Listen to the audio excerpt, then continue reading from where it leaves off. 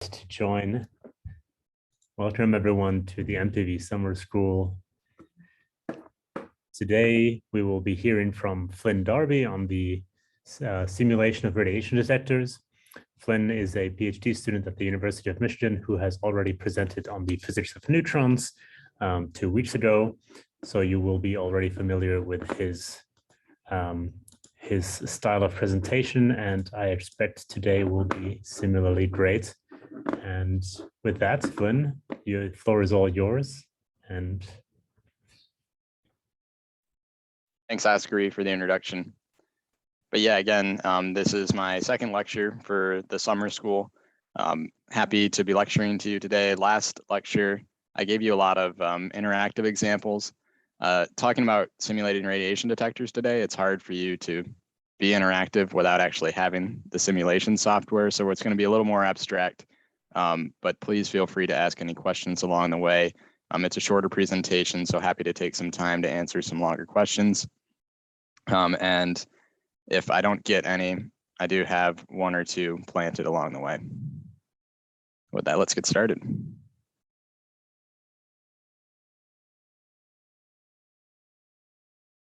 So the overview for today's presentation, we'll go over random walk, which Sean talked to you about yesterday, and detectors, which you've heard about in a couple of the past presentations, just in the context of this presentation. We'll talk about some of the simulation softwares available that you can, have Monte Carlo techniques implemented and how they go through their transport. Sean gave a great explanation for this yesterday with the random walk scenario, but I'll try and be a little more detailed in how it directly applies to the simulation.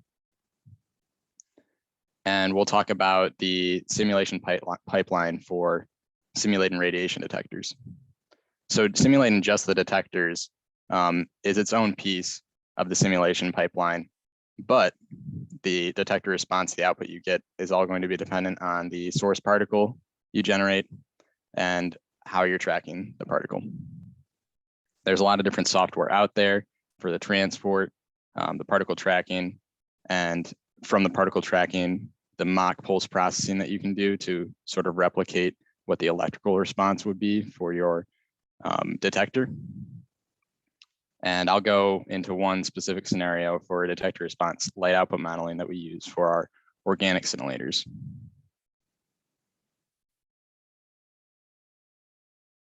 So as a review, let's talk about random walk again. What is it? In this case, for a neutron, we simulate the collision type when a neutron collides with a nucleus. And the total cross section is defined as a combination of all these different nucleus interactions. We show the macroscopic cross section here, which means the material density is included. But there's several different reaction types. What we do here is we can quantify the total cross section from all the reaction types, and then we can take all the subreactions over the total cross section to get these probability chunks. So they should add up to 1 when we divide everything by the total cross section. And then we have these probability chunks that we can use as a cumulative density function and sample with a random number seed.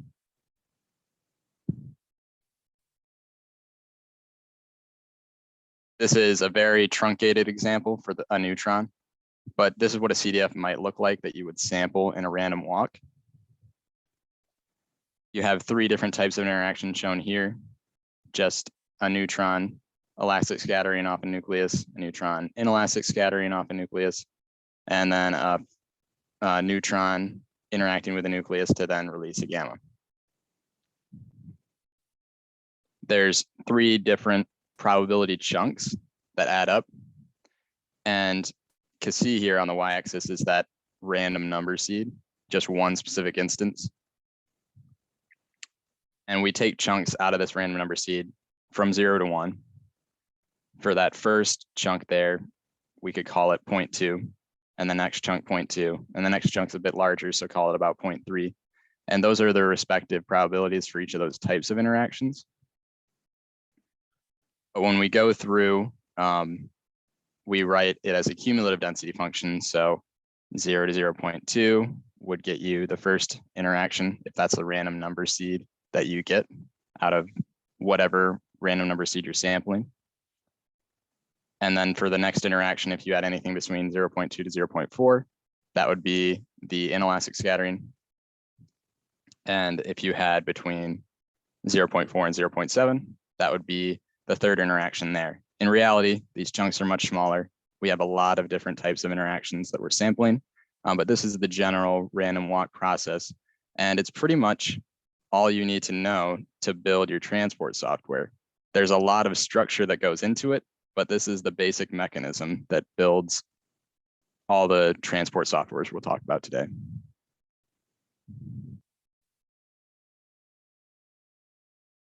So for a little more review, we're talking about detectors today. We'll just be talking about neutron and gamma detectors, although you can simulate alpha and electron detectors as well. It's less applicable for most of the applications we'll talk about because they don't travel very far in standard experiment scenarios. Alpha particles aren't going to get that far through air. Electrons can, but they're more likely to interact with some metal outside our detector than they actually inside our detector. So for gamma interactions, just a quick review. We talk about photoelectric effect, Compton scattering, and pair production. There's several other reactions that Ascari gave a great presentation on a while back. Compton scattering we'll talk a little more about today and some of the detector response we see from that. And for neutron interactions, we've talked about absorption and elastic scattering. We'll be focusing on organic scintillators today, so elastic scattering will be the main reaction. But as a reminder, slow neutrons, we're mainly detecting those by absorption. And fast neutrons are either detected by that elastic scatter or moderated until they're absorbed. For the gamma detectors, there's several out there. Some of the main ones are scintillators, semiconductors, ion chambers, and neutron detectors, scintillators as well, same mechanisms, and gas proportional counters, which is similar to ion chambers, which can also detect gammas. You just see some plots here on the top right. That first plot on the left, example of photoelectric effect, the photon is absorbed in the nucleus and releases an electron, ejects an electron from the nucleus. Then we can detect that charge signal. Compton scattering, we get that recoil electron, so we detect that charge signal. For pair production, we're producing an electron and a positron, so we can detect that electron. For elastic scattering, which you see in the middle there, we are ejecting a proton nucleus in this case, and the nucleus is charged, so we can detect the slowdown of that nucleus. And then just on the bottom here are a couple examples of detectors. On the bottom left is a coupled sodium iodide detector, and on the bottom right is a boron fluoride proportional counter.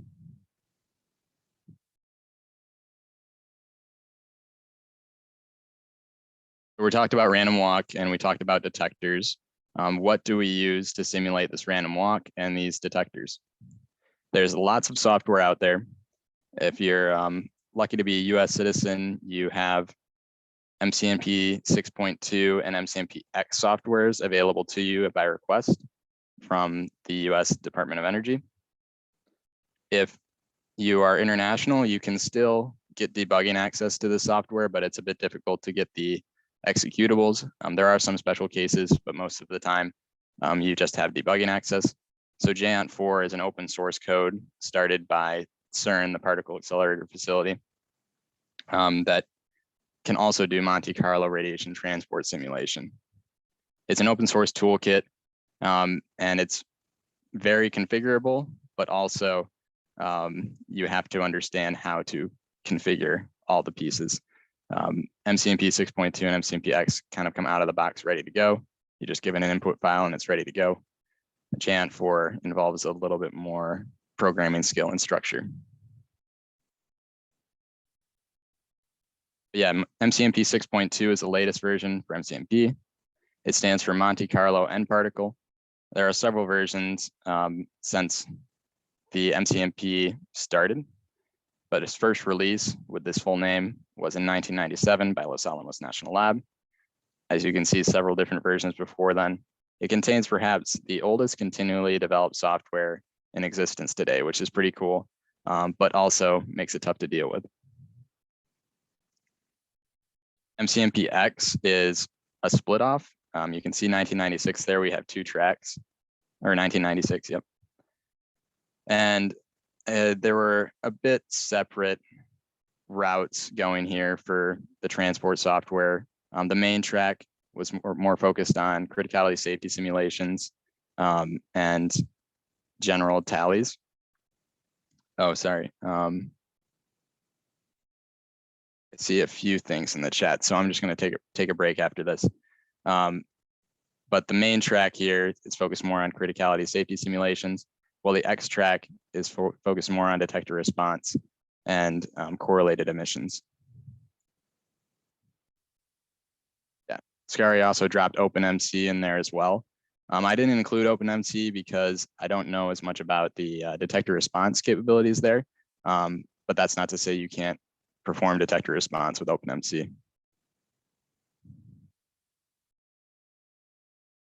And then Ibrahim asked, are there materials to learn JANT4 online?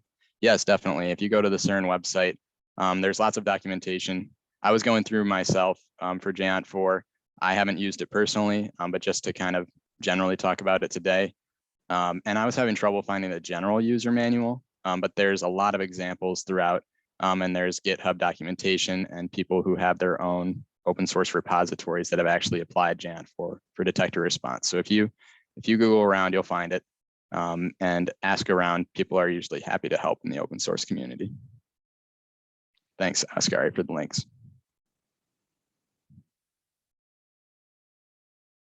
But yeah, to continue down, MCMPX and MCMP5 did join up. So we had this meeting of criticality safety and detector response tracks.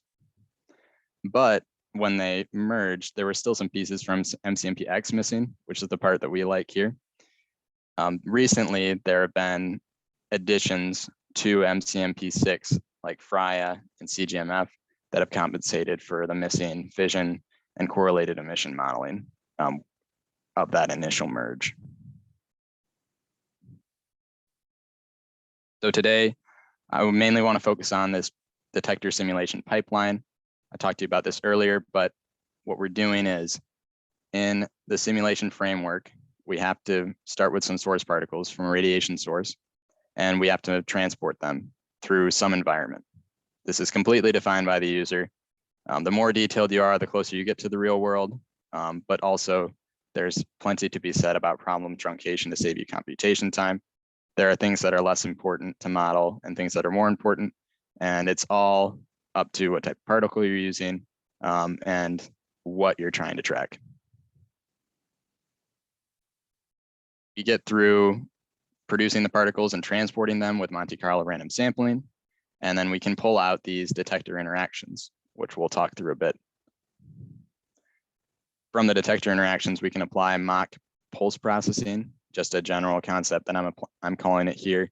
There's a lot of different software out there that can take a simulation interaction and estimate what the electrical pulse might be from it.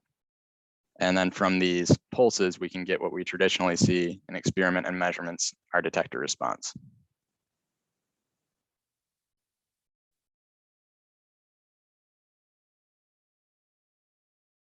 So to start out, we were talking about random walk already, but to expand upon that, we can simulate the source behavior for the start radiation source particles. And most of the time we're talking about a monoenergetic point source.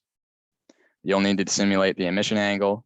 It's typically isotropic, can be anisotropic, but most cases you can assume isotropic behavior. You can see a set of equations for how you derive that relation for the isotropic state next to the random walk there. And you can quantify these two terms, mu and phi, and mu is just the cosine of theta. And you can equate it to two random variables and use it to determine the direction of your particle. Again, the energy and the distribution the energy is monoenergetic and it's a point source, so that's static. So we're only sampling for the direction of the source here. You can get more complex. You can distribute your source position about a volume. You can see a 2D example there, so for distributing it about an area. And you can sample it continuously. So you can say there's some sort of function that models the distribution of the source about this volume, or you can sample it discretely and you can input a histogram and say, these are my histogram chunks of where the source will occur, kind of like we were talking about for the random walk case, except our variable in this case is not the interaction, our variable is the starting position. And both scenarios, these can be uniformly applied or biased. You can do much similar methods on the energy spectrum. The energy spectrum is a lot more likely to be sampled continuously. You can see an example on the bottom left there of a Watt spectrum fission. So you could input this into a simulation software if you know the general equation.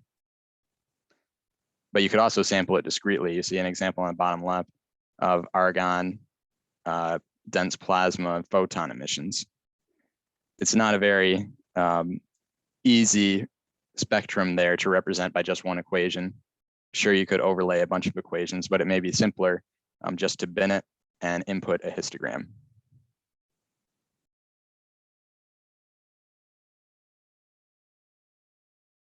So from our radiation source, now we have a particle going through some environment.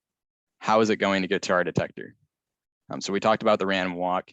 This is just to give you a wider schematic. So each step in a walk determines the particle position, energy, direction, as you can see in the diagram on the right.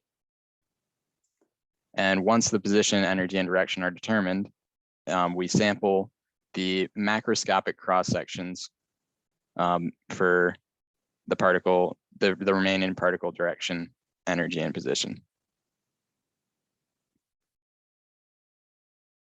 Sorry, I misspoke there.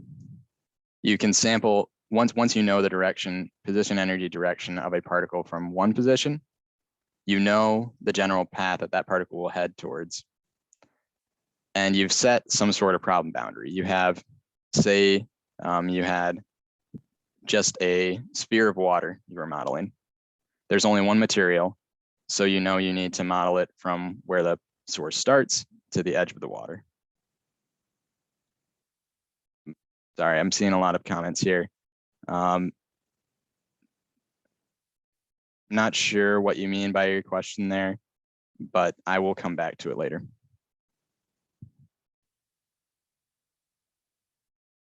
So we can sample the macroscopic cross section in that specific direction. We know it's just going to be water. So we know the total cross section for water based on our input density.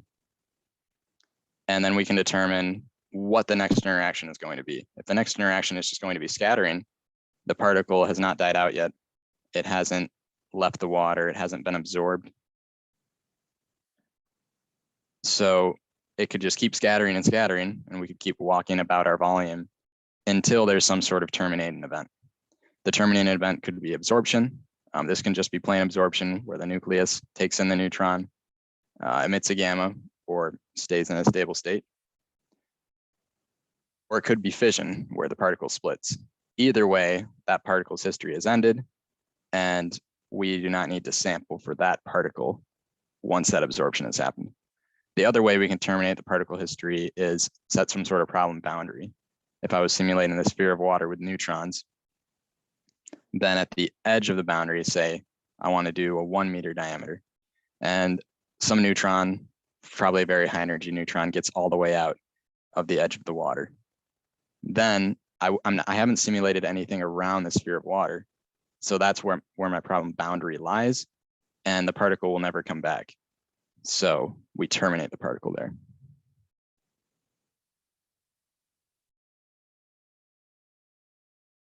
So now we've talked about generating the source particles and moving our particles through space, the transport. Let's talk about particle tracking. In these several different softwares, there's different ways to go about particle tracking. MCMP 6.2 has this card called PTrack, which allows a comprehensive output of particle tracking specified in the input, and also tallies, which are a bit more general quantities. There's summary of interactions in a specified geometry. There's several flavors. There's current, fluence, which we'll talk about a bit, energy deposition, pulse height, which we'll mention. But PTrack is this detailed output, tallies are the general output. MCMPX has this addition called Polemi that was developed specifically for detector response. And it edited the source code in such a way that you can specify cells to output a collision data file.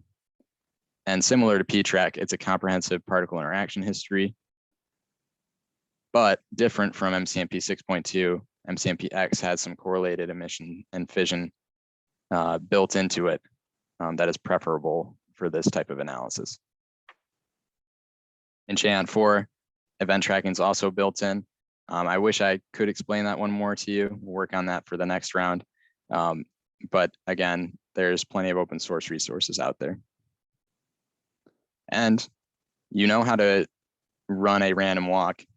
It takes a while to build all the structure for a simulation software like this, but if you just wanted to run a very simplistic case like that sphere of water I was explaining earlier, you could write it on your own. There's nothing stopping you from writing it in Python, MATLAB, C++, but these other softwares are available to you.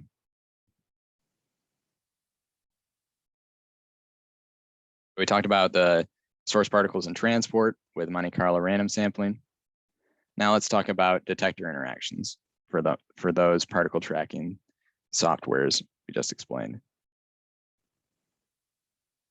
So MCMP 6.2, the latest version of the MCMP software, has a quantity called an F4 tally built into it. You can model your geometry like you see on the bottom right here. In this case, we're looking at an EJ309 liquid scintillator next to a cesium source. And what the F4 tally does, I choose this cell volume. It averages the flux over the entire cell volume. And since we know the flux, we can specify the reaction type and scale the fluence by the energy dependent macroscopic cross sections. So with the cesium in those organic scintillators, you can see on the bottom left here, we're mainly going to see Compton scattering, but the cross section for Compton scattering is going to be highly dependent on energy. So we're tracking the average flux through the volume. We're not tracking the actual individual interactions. We're just tracking how many particles pass through. But we know the energy of those particles when we're taking this tally, and then we can scale it by this energy dependent cross section to get an effective reaction rate.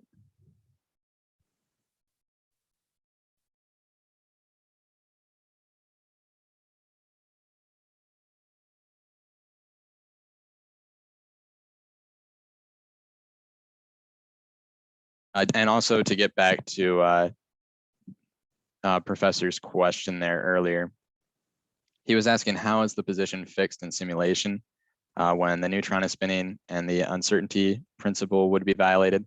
That's just an assumption that we make in simulation. Of course, in real life, Heisenberg's uncertainty principle says you cannot see the true location of a particle. But for these macroscopic simulations that we're doing on the experimental scale, that is not a huge issue unless we're trying to look down to that uncertainty scale.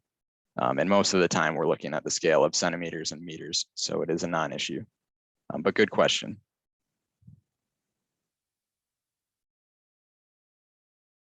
So now that we talked about the F4 tally, I want to talk to you about the collision data file. This is MCMPX Polemi. So again, this is an older software. The last version released in 2011, but there still hasn't been a full suite that's quite matched it yet. So it's still very useful.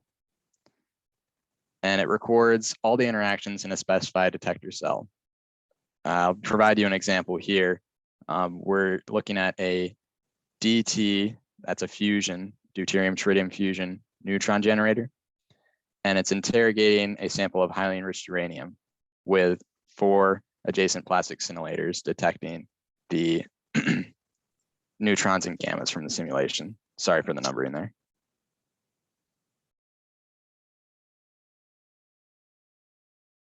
From the collision files that we collect for each detector, we get this output file, and it gives us a lot of information.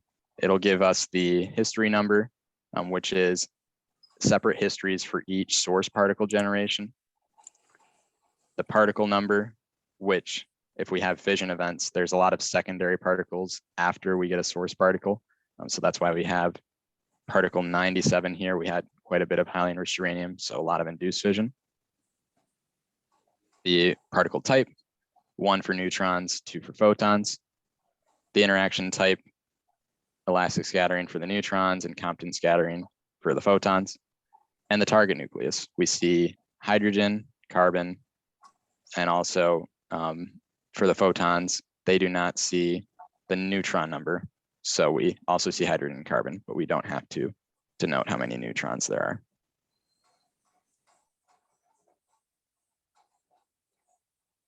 I'll get to your question in a moment, Professor. And then for all these interactions, we get the energy, the time, and the position, which we can use to accurately model detector response.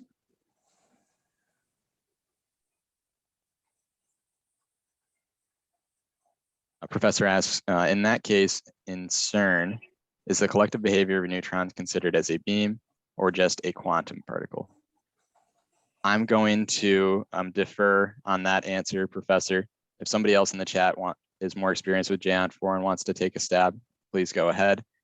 I have not really used the JANT4 simulation software, so I can't speak to that exact question.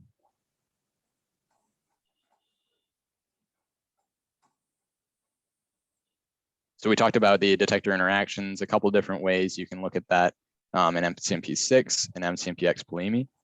Now we'll talk about how do you get from those interactions to a model detector response.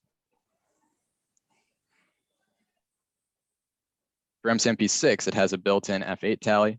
Unfortunately, this is just restricted to photons because the neutron conversion from energy deposition to pulsite is not quite as linear as it is for photons.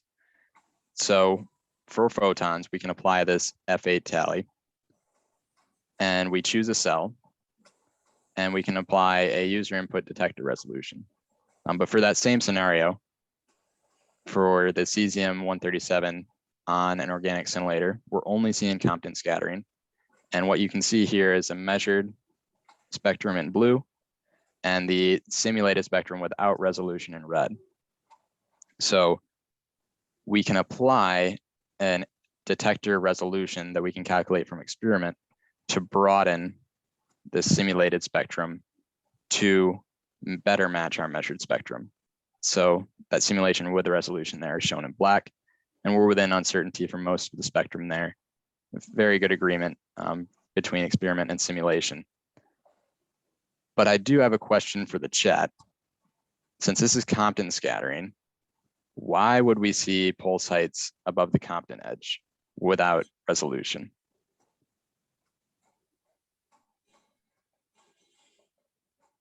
Well, I'll go ahead and repeat that.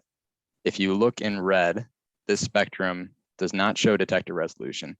We're looking at an organic scintillator where only Compton scattering occurs.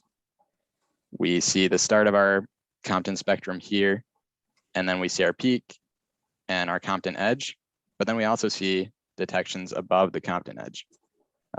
Would anybody want to guess why we see these detections above the Compton edge, or what is going on here?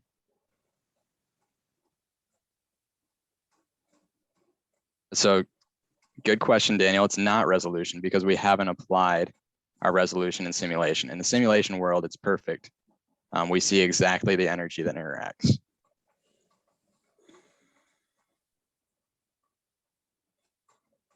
I'll give another couple minutes for people to guess, but if there's nothing else, I'll go ahead and explain it.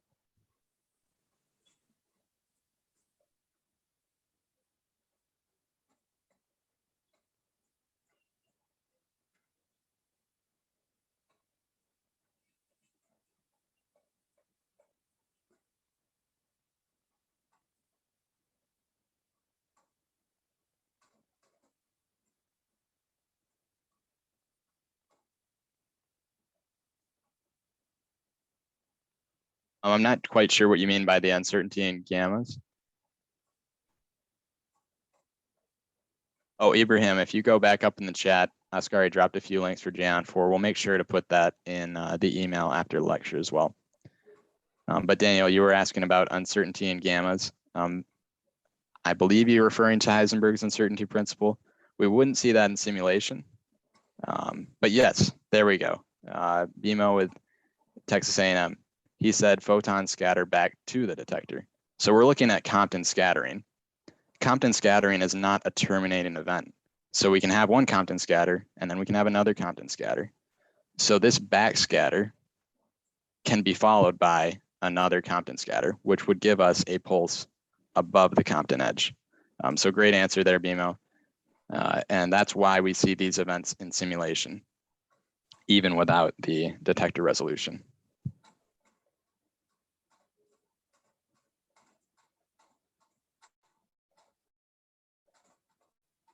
So the F8 tally is a nice way to just assume a photon is going to interact and cause this pulse height.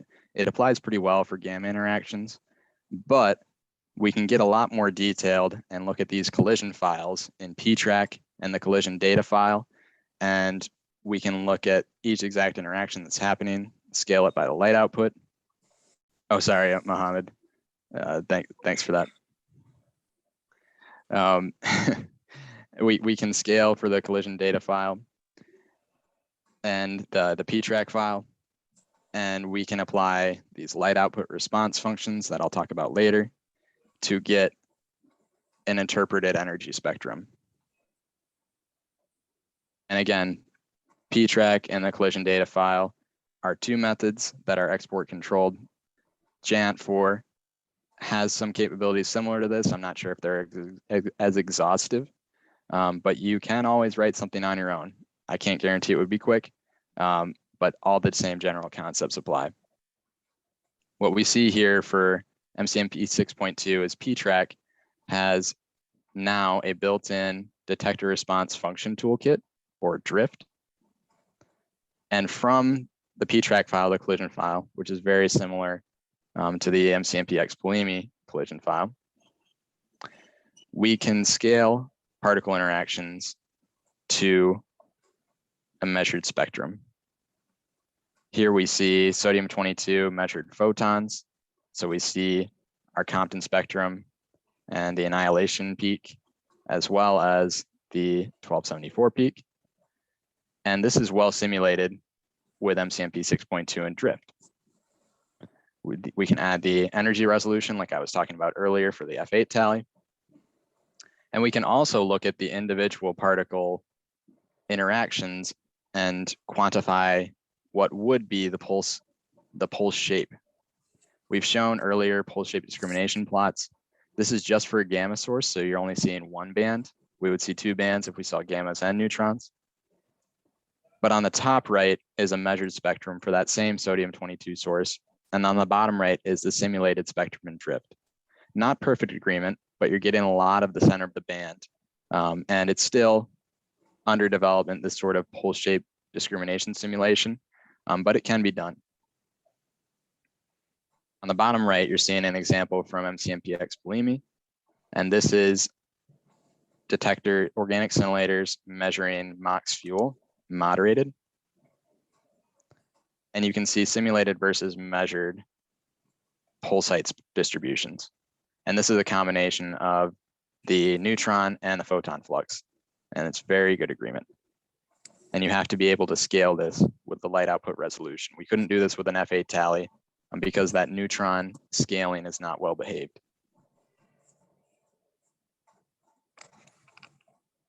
So now I've told you about the general concepts, how we get from the source particle to a detector response. I want to go into one that I use, which is MP Post with the MCMPX Polimi software. And it has the starting particles from MCMPX Polimi. You get a neutron or a photon. We conduct particle transport and some sort of reaction recorded in our collision file. Then we can use MP Post to quantify the following detector response. There are several types. organic scintillator, capture gated scintillator, helium-3 detectors, germanium inorganic scintillators, and several others. But these are just some of the more commonly used detectors.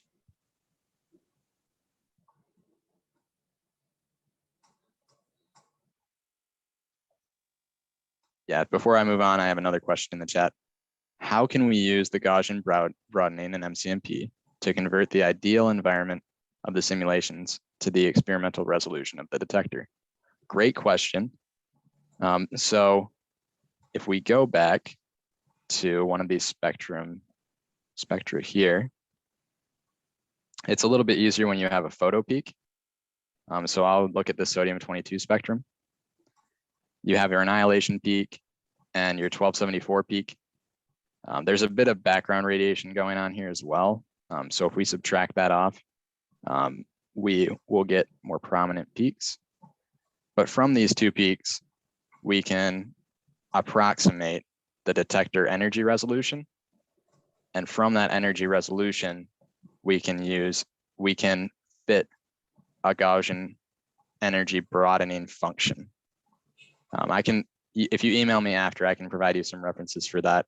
But it's just a polynomial equation with some square root terms, ABC parameters, and you fit several full width half maxima or whatever energy resolution parameter you want, as long as it's correspondingly modeled in your simulation for several different photo peaks. And once you've fit these photo peaks, the energy resolution of the photo peaks, you can then propagate that resolution to your simulation. If you have any follow-up questions to that, please let me know. Marina asks, are there some software from previous slides that work on Windows or all need Linux?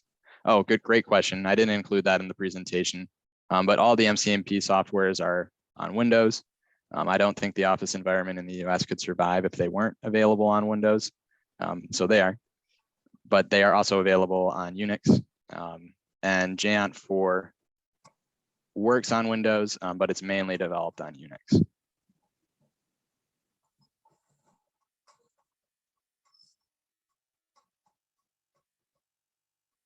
So yeah, we talked about MP Post a bit. Let's go into what we can model. We can calculate the response for several common detector types. Just to review again, organic scintillators and inorganic scintillators, helium-3 detectors are the main ones it's designed for. And Ascari put it in the chat, says he only needs a C++ compiler for Giant 4. So either way, in my experience, it's a bit easier to compile on C++ on Linux, but if you're a through and through Windows user, you can make it happen. And so back to MP Post, we're modeling several different types of detectors. We can provide the results that can be compared to the measured data, like the pulse height distributions that you've seen, but also different timing metrics. We haven't talked about time yet, but that's included in our collision file, the time of interaction. And we can look at the time of flight, cross correlations, and multiplicity, which you've heard about in recent weeks.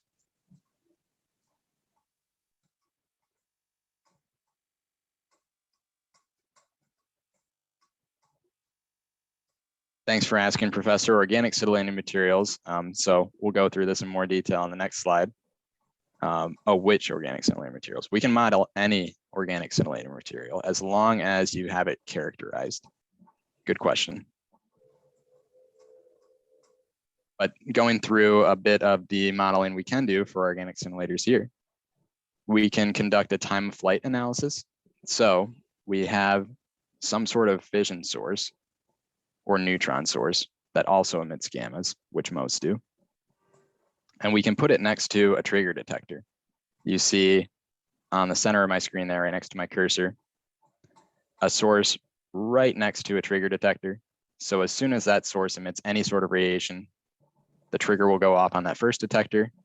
And then if we detect another particle in coincidence with that trigger, we record it for this time of flight distribution on the bottom left. And the time of flight is the time from the trigger to get to the other detector. You see here that there's a slight offset from zero. Photons, they're very fast, but they still are limited to the speed of light. So that's about the photon travel time there on that first peak. And then the second long hump is the neutron time of flight distribution. Since those neutrons, the speed is dependent on the energy. So this is a great way to actually be able to see the neutron energy distribution from a given source.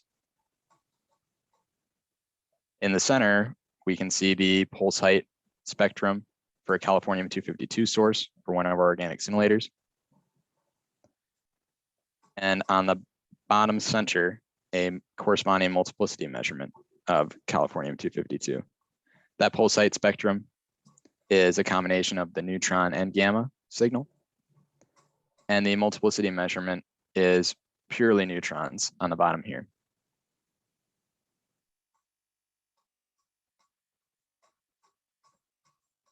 On the top right is an example of Feynman Y, which is another neutron noise technique, very closely related to multiplicity counting, where we can apply this time correlated measurement, and you can see the measured spectrum in blue and the simulated in green. The main point here is you don't need to understand all the different methods, but we can accurately simulate all these methods with the MP-Post software in combination with MCMPX, believe me.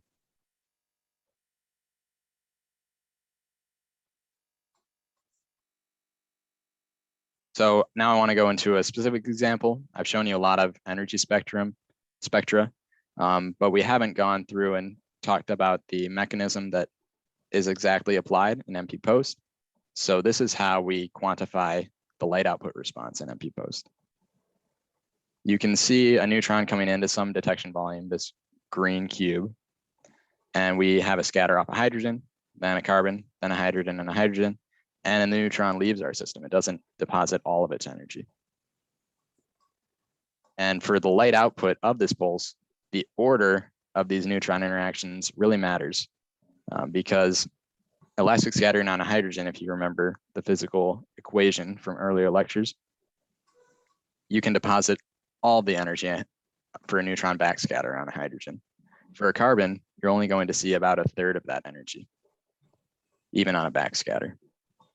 So the neutron will lose more energy, but it will have a lower light output.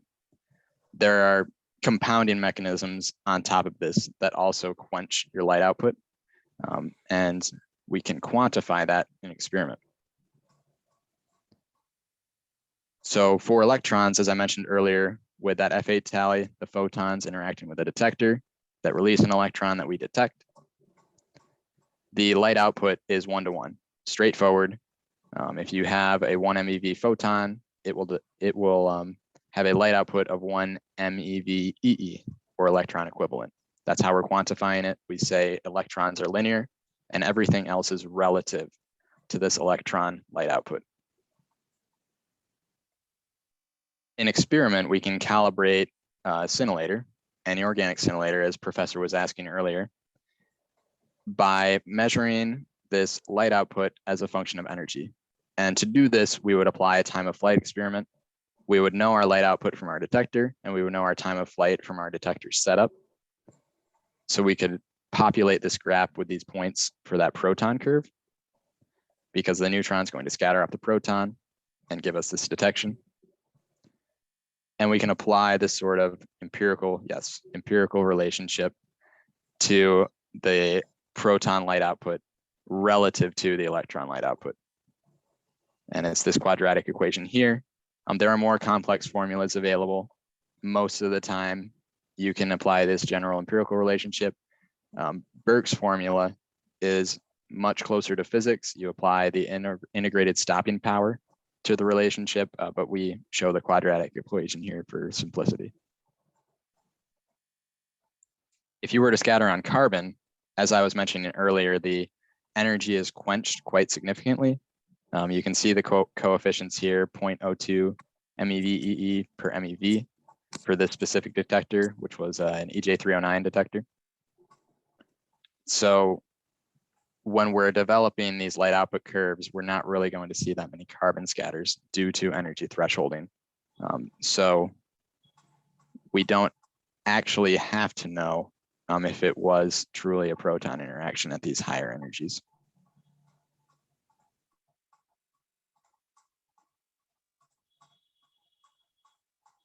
So from that light output explanation I gave you, I just want to show you when we simulate an MCMPX bulimia and MP post, we can see the order of the interaction.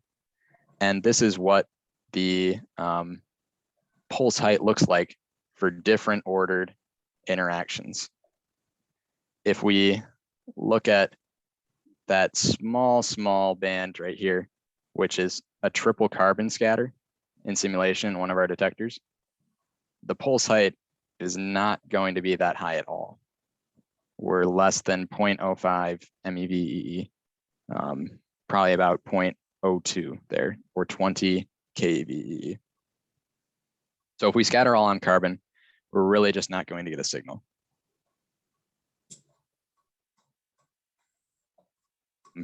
Good question there, Professor. I'm not sure on all the chemical compositions for EJ309 and such off the top of my head. If you send me an email, though, I will happily answer that question.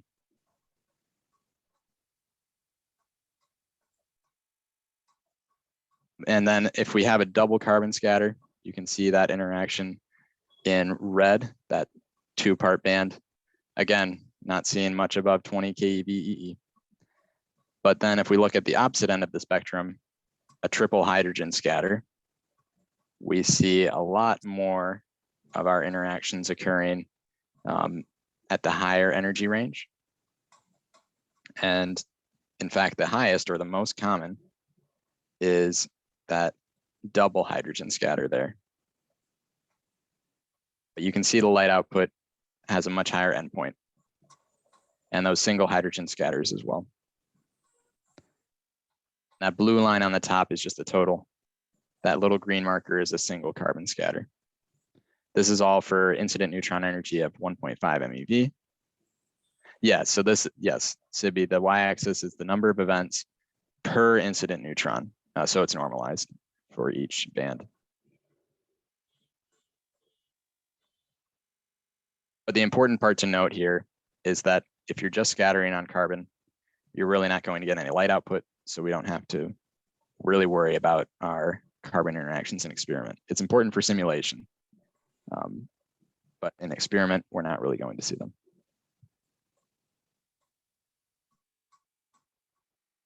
And again, like I said, it's a shorter lecture today, so feel free to ask me any more questions. I'm glad you asked plenty along the way. We filled some time, but I'd like to acknowledge the MTV for supporting this talk on simulating radiation detectors.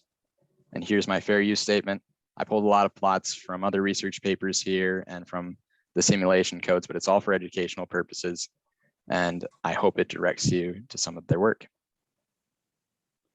Here's some resources. This recording will be online, so you can just screen grab or type the link out if you want to look at the manuals for any of these simulation softwares, the original publication for the MCMPX bulimia software, and then the JANT 4 simulation toolkit, the fundamental publication there, which Oscar already sent some links for. And then we're simulating radiation detectors, so it's still important to understand detector response in general. So null radiation detector and measurement, radiation detection and measurement is fundamental and always useful. That I will take any more questions. And yeah, Professor, you're welcome. No problem on that. We understand if you have an extenuating circumstance. Correct me if I'm pronouncing your name wrong, but Eslam, I see another question in the chat. Are scintillation, organic scintillation, and semiconductor detectors the same methods to simulate an MCMP? Also, what is the difference between simulating liquid and solid detectors? Great question. There's actually not too much of a difference in MCMP. MCMP doesn't really care about the state of matter because your particles don't really care about the state of matter. All it really cares about is the density. So obviously, if you have a solid, that's typically going to be much more dense than a liquid, and the liquid will be much more dense than a gas. So that will affect your Monte Carlo simulation because the lower your density is, the lower your macroscopic cross section will be. But say somehow in some weird environment you had a liquid that was the same density as a solid, and in fact for water, the liquid is more dense than a solid, then the simulation would be nearly the same.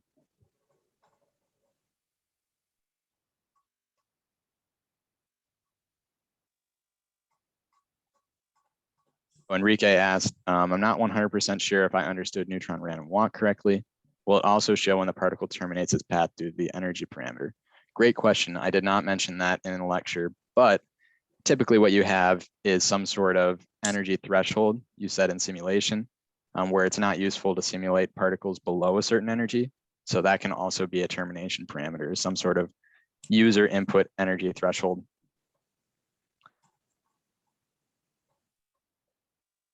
Another case is if you have some sort of computational precision, you might not even input an energy threshold, but it might just fall through or fall below that computational precision.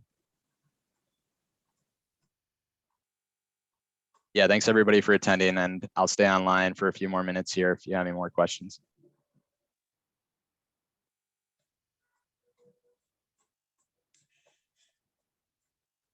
Thanks again, Professor.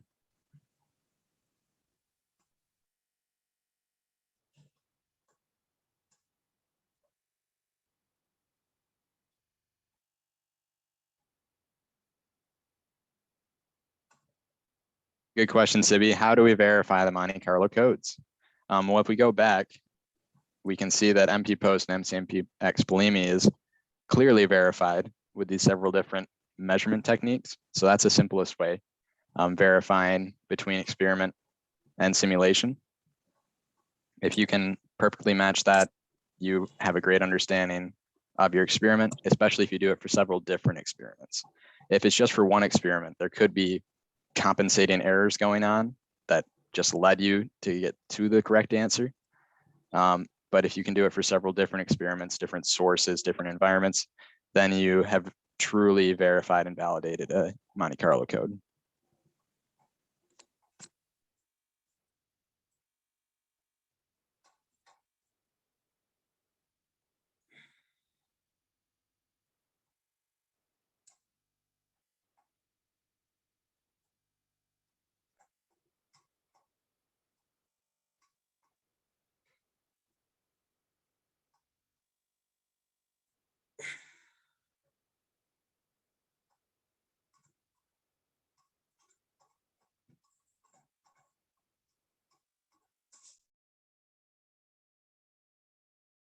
Not seeing any more questions in the chat. So with that, I'll go ahead and close the lecture.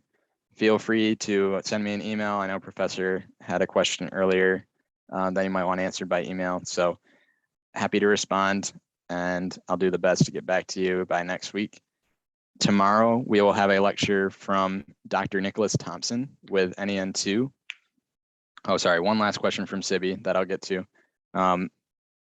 But tomorrow we'll have a lecture from Dr. Nicholas Thompson with NEN2 on MCMP, which I've talked about a bit here. His will be a bit more comprehensive, and nuclear data, which I've mentioned here with the macroscopic cross sections, but I haven't talked about the complexities and how we actually get this nuclear data. So it will be a very interesting talk.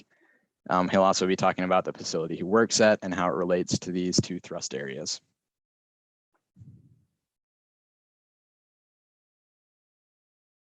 What Sibi was asking, one final question. Do you simulate all types of particles like heavy isotopes? I personally just simulate neutrons and gammas. They're the most applicable for the nuclear nonproliferation applications. But these code bases, especially JON4, are very capable of simulating these heavy isotopes and these exotic particles, you might say. Thanks again, and I will see you all tomorrow. Thank you, Mr. Flynn, for this great presentation.